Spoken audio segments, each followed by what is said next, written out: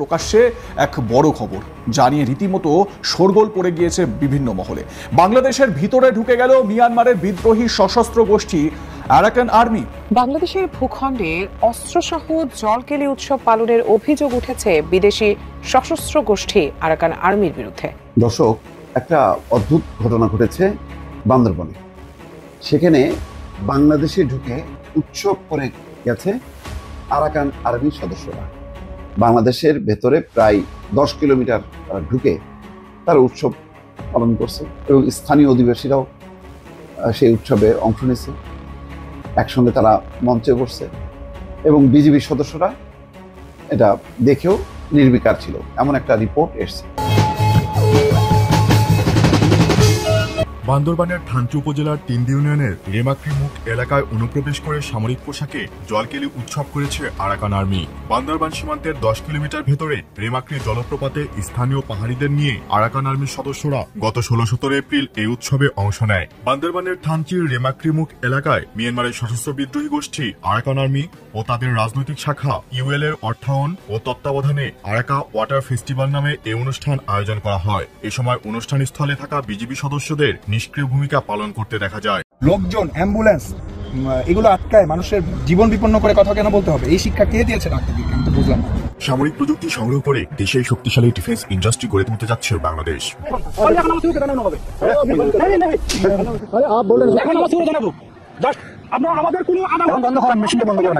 লালমনিরহাট দহগ্রাম সীমান্তে বিজিবির বাধায় নোম্যান্স ল্যান্ডে মাটি কাটা থেকে পিছু হটেছে বিএসএফ। খুবই জটিল, বাট আমার কাছে জিনিসটা ভালো লাগছে, বিশ্বাস করেন অনেক ভালো লাগছে। চেয়ারম্যানের ইলেকশনের দিন শেষ, মানে এখন থেকে আর সরাসরি চেয়ারম্যান আপনি আর ওইভাবে ইলেকশন করতে পারবেন না, আপনাকে ইলেকশন করতে হবে একজন মেম্বার হিসাবে। এতদিন পর্যন্ত যে মেম্বার নির্বাচনটা অনেকেই বলতো আর একটা মেম্বরই করবে, যে চেয়ারম্যান হইতে হলে আপনাকে মেম্বরই ইলেকশন করে চেয়ারম্যান হইতে হবে, একজন মেম্বারই হবেন চেয়ারম্যান। বিষয়টা বোঝেন নাই।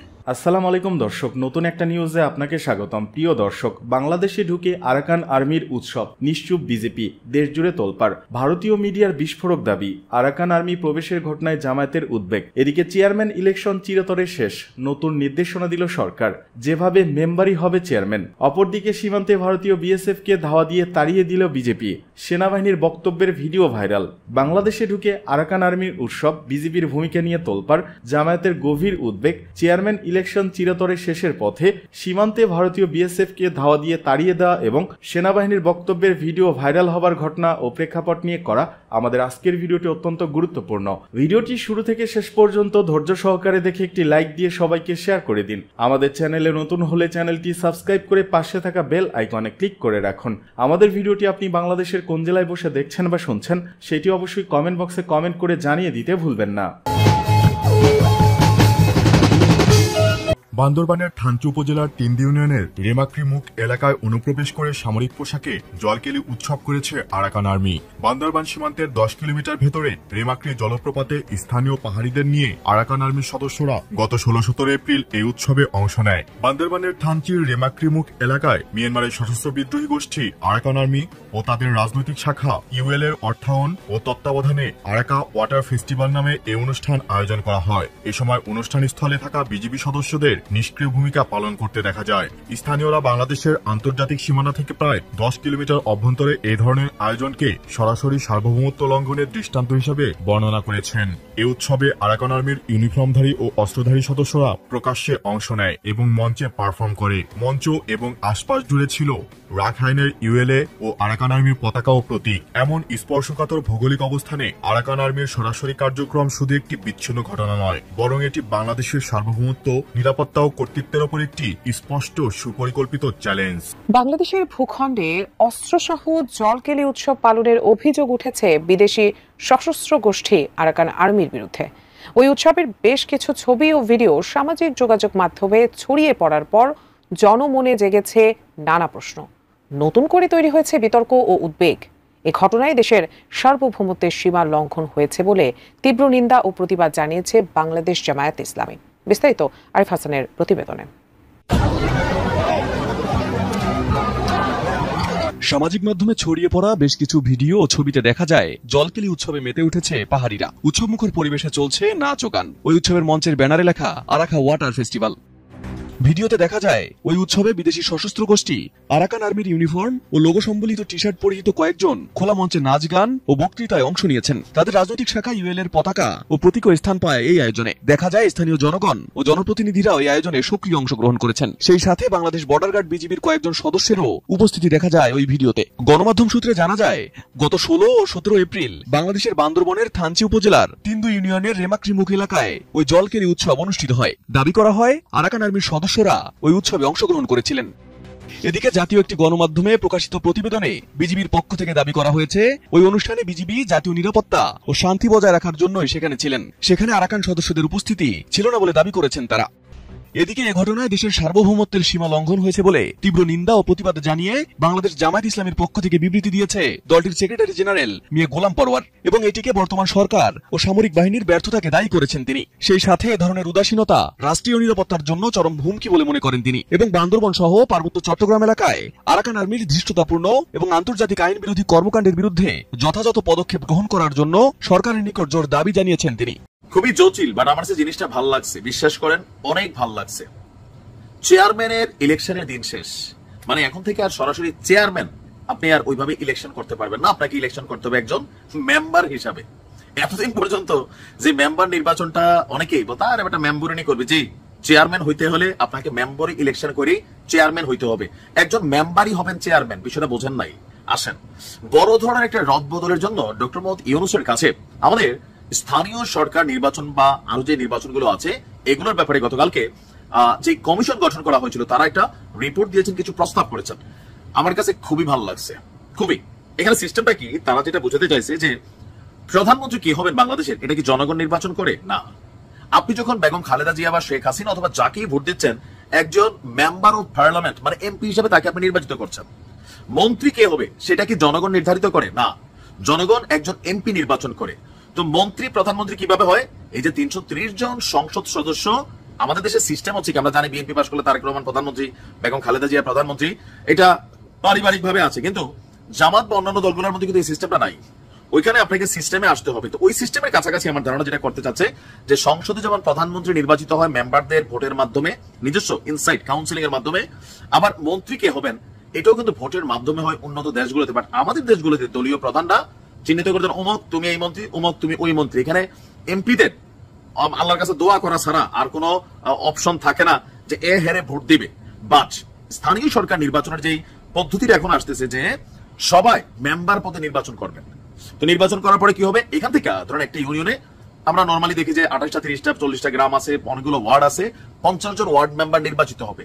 এই 50 জন ওয়ার্ড মেম্বার নির্বাচিত হবার পরে, শপথ নেবার পরে তারা বৈশা সিদ্ধান্ত নেবেন এই 50 জনের ভেতর থেকে কে হবেন চেয়ারম্যান। তবে এখানে কিছু জিনিস আছে আমার মনে হয় আরেকটু আপডেট করা দরকার, যে এই মেম্বারদের নির্বাচনের যোগ্যতাটা কতটুকু থাকতে হবে, কারণ তিনিই তো ভবিষ্যতে চেয়ারম্যান হবেন।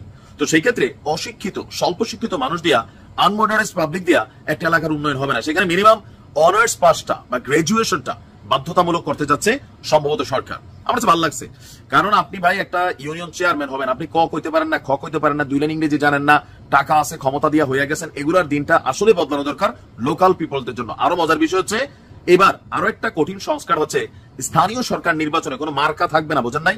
আওয়ামী লীগ যে মার্কার প্রবর্তনটা করছিল আমি তখনও বিরোধিতা করছি, যে লোকাল মানুষ মার্কার কারণে অরিজিনাল যে মানুষটা দলের প্রতি আন্তরিক রাজনীতিতে শ্রম দিচ্ছে, জেল কাটছে বা ভালো মানুষ, তিনি কিন্তু জায়গা পাচ্ছেন না। ওই উপর থেকে টাকা টোকা খাইয়া সিন্ডিকেট হয়ে একজন মানুষ আসতেছেন, আমি দল দেখা মার্কা দেখা তারা ভোট দিচ্ছি, আর ভালো মানুষগুলো বিরোধী দলে যাচ্ছে, মানে বিরোধী পক্ষ হিসেবে ভোট করছে, অনেকে ওই জায়গাগুলোতে জিতছে, তাই না? এই সিস্টেমটার বিপক্ষে কিন্তু বিএনপিও গেছে যে না, স্থানীয় সরকার নির্বাচনে মার্কা থাকবে না। তো যেহেতু মার্কা নাই, আপনাকে একটা নিরপেক্ষ ভোট ফেস করতে হবে। আর এটা ফেস করার জন্য একজন মেম্বার মানে এখন কিন্তু একজন চেয়ারম্যান, মানে 50 জন, কথার কথা আপনার ওয়ার্ড গ্রামে বা এলাকা ইউনিয়নে 50 জন মেম্বার মিলে সিদ্ধান্ত নেবে 50 জনের মধ্যে কে হবে এলাকার চেয়ারম্যান। তবে এই ক্ষেত্রে টাকার খেলা বাংলাদেশে সবসময় ছিল, আছে, যে টাকা জনগণের কাছে যাইতো খাওয়া খাওয়ার জন্য, সেইটা আবার মেম্বাররা খাওয়ার কিন্তু একটা সুযোগ আছে। আমার কাছে মনে হয়েছে ধরেন যে এখান থেকে যিনি চেয়ারম্যানই করবেন তিনিও আইন মাইনে একজন মেম্বার পদে তিনি পাশ করে আসলেন তার লোকাল এলাকা থেকে। এরপরে বাকি যে 49 জন মেম্বার আছে এরা তো টাকায় বিক্রি যাওয়া মেম্বার। আমাদের বাংলাদেশের প্রেক্ষাপটটা এরকম, এরার ভাই লাখ লাখ কোটি কোটি টাকা খাওয়ার একটা এজেন্ডা তৈরি হবে। আবার আগে চেয়ারম্যানই পাশ করাটা যতটা কঠিন ছিল এখন কিন্তু আর কঠিন হবে না। কেন? আমরা সবসময় দেখি একজন চেয়ারম্যান তার নিজ কেন্দ্রে অলওয়েজ পাস করেন, ফেল করেন কোথায়? অন্যান্য কেন্দ্রগুলোতে যেখানে তার প্রতিপক্ষ থাকে। বাট এবার কি হবে যে আপনি নির্বাচন করবেন, আপনার যে local ward as a member আপনি ওইখান থেকে পাস করে ফেললেন, এরপরে আপনার অন্য এলাকার ভোট নিয়ে চিন্তার দরকার নাই, টাকাও খরচের দরকার নাই, প্রচারণার দরকার নাই। আপনি যদি পাস করে মেম্বার হন, বাকি 49 জন আপনার যদি নির্বাচিত করে, আপনি প্রতি এলাকার জন্য চেয়ারম্যান হয়ে গেলেন। সেই মেম্বাররা আপনার থেকে কাজ বুঝা তার এলাকার মানুষ নিয়ে দিবে যে এখান থেকে কি আসতেছে। আবার এটা পরিবর্তনের সুযোগ আছে। অনেক সুন্দর সুন্দর এই প্রস্তাবটা আমার ভালো লাগছে। সত্যি সত্যি এরকম সংস্কার হওয়া আসলে জরুরি। আমি আমার দাবি আদায় করতে চাইলে আমি ছেলে আসবো, মেয়েকে কেন আমি এখন রাস্তার ওখানে দাঁড় করে দিব? সে তো ধাক্কা খেয়ে পড়ে গেলে তার দায়িত্ব কে নিবে? হ্যাঁ, ছেলে হিসেবে তো তার দায়িত্ব তার বোনকে প্রোটেক্ট করা। যাই হোক, আপনারা কি পারবেন ট্যাকল দিতে?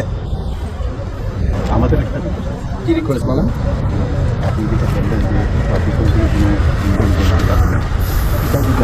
আপনি আগে আইডেন্টিফাই করে আমাকে বলেন যে 5টা ছেলে যারা আপনার কাছে কি লিস্ট আছে, চিহ্নিত ব্যক্তি আছে যারা শুনছে না? বলতে পারবো না, এটা এই জন্যই আমি আপনি বলতেছি, আপনারা যদি কোনো ইনফরমেশন পান সেটা আমাদের বিষয়, এটা তো এটার সাথে আপনাদের কাজ আপনারা করেন। আমরা আমাদের দিক থেকে চেষ্টা করছি, আমরাও বোঝানোর চেষ্টা করতেছি, আমাদের সব টিচাররা বোঝানোর চেষ্টা করবে। আর আজকে যে কিছু আমাদের ছেলেমেয়েরা ইনজুর হয়েছে, তারা তো আসলে চিন্তা করছে তারা একটা দাবি আদায়ের জন্য গেছে, হ্যাঁ তারা তাদের কথা চিন্তা করতেছে। আমরা দাবি আবার করতে গেছি, ভালো একটা কাজের জন্য গেছি, কিন্তু আমরা ইনজুর হয়ে গেল। মানে জিনিসটা তাদের সেন্টিমেন্ট হচ্ছে এইটা, তাদের সেন্টিমেন্ট আপনি পাবলিকলি স্টেট করলে হবে। তাদের সেন্টিমেন্টটুকু সবাই সকল জনগণ বুঝে, তাদের সেন্টিমেন্টটা আমি বুঝতে পারছি, এই জন্য তো আমি সবাই দিয়েছি। গতকাল করেছে তারা, গতকাল দাঁড়িয়েছিল তারা, গতকাল দাঁড়ালো না, তখন সেনাবাহিনী এসেছিল? আমরা দূর থেকে দেখেছি, কারণ শান্তিপূর্ণ ছিল। দাঁড়াও, এখানে দাঁড়াও, রাস্তার দুই পাশে দাঁড়াও। মিডিয়ার সাথে আমরা আজকেও তাই মনে করছি ওরা শান্তিপূর্ণভাবেই থাকে। মিডিয়ার সাথে কথা বলতে চাইলে মিডিয়ার সাথে কথা বলবে, এখানে সকল মিডিয়ার ভাইরা আছে। অ্যাটেনশন যেটা গ্র্যাব করার করছে, এখানে না কেন? আমি যে এখন কথা বলছি মিডিয়া অ্যাটেনশন পাচ্ছে না, তাহলে ওরা এখানে দাঁড়ায় কথা বলতে কি সমস্যা?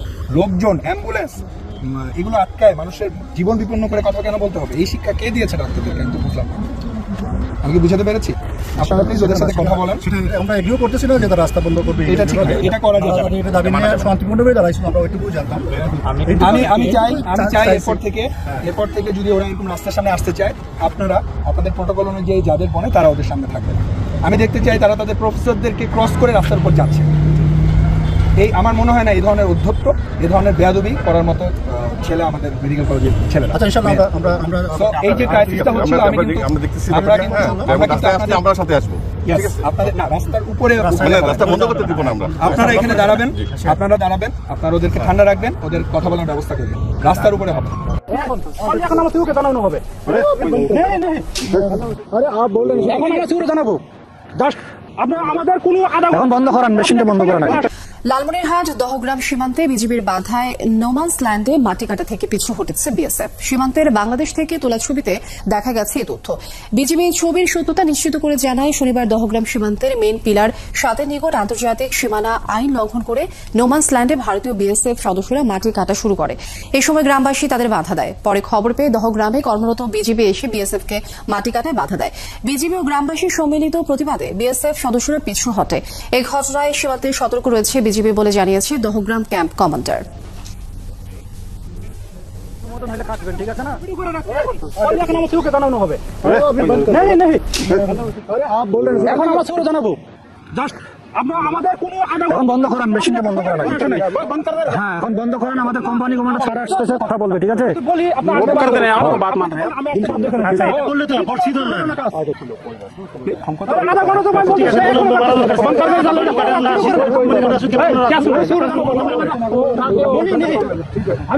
কেন ভাই? অনেক কেউ নাই আমাদের।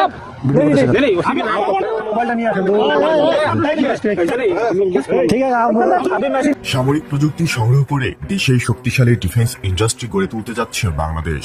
বাংলাদেশ ও ক্রোয়েশিয়া খুব সম্ভবত যৌথ সমরাস্ত্র নির্মাণ সংক্রান্ত একটি চুক্তি স্বাক্ষর করবে, যার আওতায় ক্রোয়েশিয়ার এইচএস প্রোডাক্টে নির্মিত ক্ষুদ্রাস্ত্র যেমন 9mm SMG এবং পিস্তল দেশে নির্মাণ করা হবে। বাংলাদেশ প্রযুক্তি হস্তান্তরের মাধ্যমে তাদের নির্মিত সাবমেশিন গান ও পিস্তলের লোকাল প্রোডাকশন প্ল্যান্ট স্থাপন করতে পারে। এবং এই নিয়ে আলোচনা চলছে বলে শোনা যাচ্ছে। বাংলাদেশ সেনাবাহিনী প্রধান সম্প্রতি ক্রোয়েশিয়া সফর করেন, যেখানে ক্রোয়েশিয়ার এইচএস প্রোডাক্টের তৈরি কুনা 9mm SMG পরীক্ষা করে দেখেছেন। সেনাবাহিনী প্রধান জেনারেল ওয়াকারুজ্জামান ক্রোয়েশিয়া সফরের পূর্বে এইচএস প্রোডাক্টের ডেলিগেশন টিম বাংলাদেশের সফরে আসে এবং তাদের প্রোডাক্টের ওপর প্রেজেন্টেশন দেয়, যেখানে বিডায়ের চেয়ারম্যান আশিক চৌধুরী নিজেও উপস্থিত ছিলেন। এদিকে থানা ঘেরার হুঁশিয়ারি দিলেন ইশরাক। প্রাইম এশিয়া ইউনিভার্সিটির ছাত্র পারভেজ হত্যা মামলার প্রকৃত অপরাধীদের গ্রেপ্তারে প্রশাসনের প্রতি কড়া বার্তা দিয়েছেন ঢাকা মহানগর দক্ষিণ বিএনপির সিনিয়র নেতা ইঞ্জিনিয়ার ইশরাক হোসেন। আজ সোমবার নিজের ভেরিফাইড ফেসবুক পেজে এক পোস্টে এ হুঁশিয়ারি দেন তিনি। পোস্টে তিনি লিখেন, প্রাইম এশিয়া ইউনিভার্সিটির ছাত্র পারভেজ হত্যাকাণ্ডের ঘটনায় প্রকৃত দোষীদের প্রত্যেককে অবিলম্বে গ্রেপ্তার করতে হবে। অনেকেই গ্রেপ্তার হয়েছে, আরও কেউ বাকি থাকলে তাদেরকেও ধরতে হবে। যদি শুনি কেউ বা কারা বা কোথাও থেকে প্রশাসনকে বাধাগ্রস্ত করা হচ্ছে, তাহলে ঢাকার জনগণকে সঙ্গে নিয়ে থানাও ঘেরাও দেওয়া হবে। প্রসঙ্গত গত শনিবার বিকেলে রাজধানী বনানীতে বিশ্ববিদ্যালয়টির ক্যাম্পাসে হামলায় নিহত হন টেক্সটাইল ইঞ্জিনিয়ারিং বিভাগের ছাত্র জাহিদুল ইসলাম পারভেজ। নিহত পারভেজ ছাত্রদলের কর্মী বলে দাবি করেছেন ছাত্রদলের সভাপতি রাকিবুল ইসলাম। এই ঘটনায় রাতে নিহতের মামাতো ভাই হুমায়ুন কবির বাদী হয়ে বনানী থানায় হত্যা মামলা করেন। এতে প্রাইম এশিয়া বিশ্ববিদ্যালয়ের শিক্ষার্থী ও বহিরাগত সহ 8 জনের নাম উল্লেখ করা হয়েছে।